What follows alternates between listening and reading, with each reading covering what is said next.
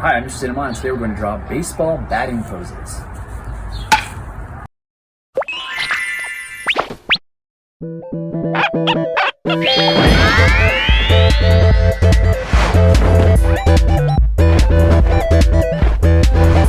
Oh, cheddar corn.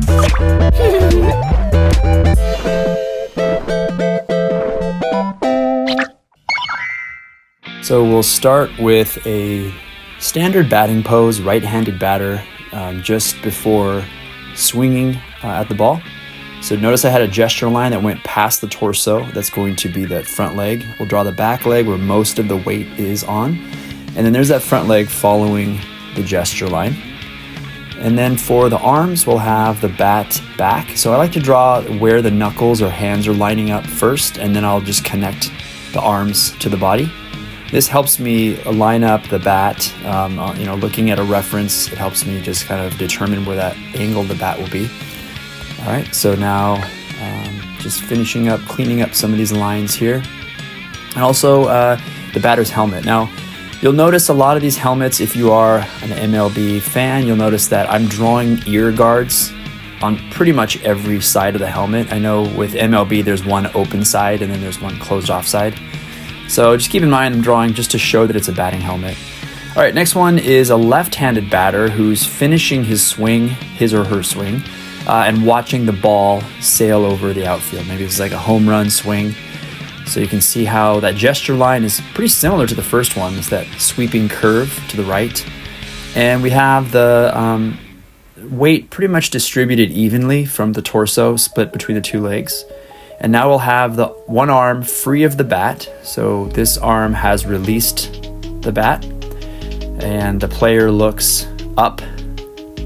There's the helmet. Drawing the helmet a little bit thicker than the head. And then we have the other arm still holding on to the bat, about to drop the bat as the player jogs around the bases.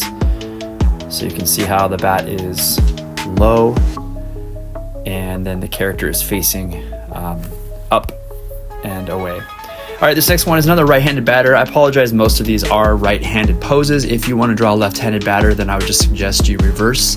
Maybe draw it and use a light table or a window and trace it through. You can just reverse the handedness of the batter. This is another batting pose, but this is a front view. This is like what the pitcher would see. So you can see how I'm building up those arms, and then the batter is facing us. So we have the lines, the crosshairs, down the middle. Batting helmet. Notice how I draw a straight line all the way through the form, just so I keep that bat consistent so it doesn't look like it's bending or it's disconnected. All right, next one is another right-handed batter. This is mid-swing, so the ball has probably just bounced right off the bat. There's that sweeping gesture line, and I'm gonna draw the torso along the line, and then this time the leg won't be exactly lined up with the gesture line. Maybe I could have drawn that gesture line further forward, but I'm drawing the leg out just a little bit as the weight is distributed from the back leg to the front leg. And then we have the character looking down at the bat, where the bat is making contact with the ball. I'm drawing those knuckles or those hands, those fists lined up, and then I will draw a straight line through the knuckles and then just kind of build up the thickness of the bat. This one I had trouble with. As far as the hands, I had to look at a reference photo for where specifically the fingers and hands were. Even though we're not drawing fingers and hands, it's just good to know that the palm is up on the outstretched arm. There's the batting helmet covering most of the face. And I'm just cleaning up those lines, solidifying there. And this one's pretty much done. Just make some clean erasure marks so you can see that there's the front of the helmet. All right, this next one is interesting pose. It's a batter that has withdrawn his bat from a bunt. So this batter has decided to not bunt at the last minute. So pulling the bat back so they're not called for a strike. So if the ball is too low or too high, not ideal bunting position, they're going to withdraw it. So we'll see the bat across there. One hand is on the base near the handle, and then the other hand is gently cradling the fat part of the bat but pulling it back, like I said, to avoid getting called a strike, choosing not to bunt. So you can see that there's a interesting gesture there. It's not a common one. I just wanted to include this because I like the structure of that pose. All right, next one, we have a right-handed batter about to make contact with the ball, so like early on in the swing.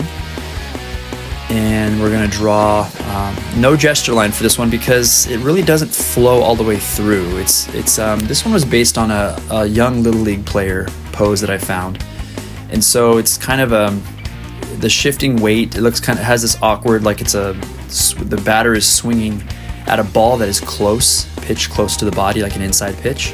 So you can see how the elbow is really close to the torso there. Both elbows are pretty close. And then the bat is swinging around. So it's close to making contact with the ball. And you can see it's a 3/4 view. Sorry, my thumb's covering right there. And then we'll draw that helmet and the little bill of the helmet. I'm going to clean up some of those lines there.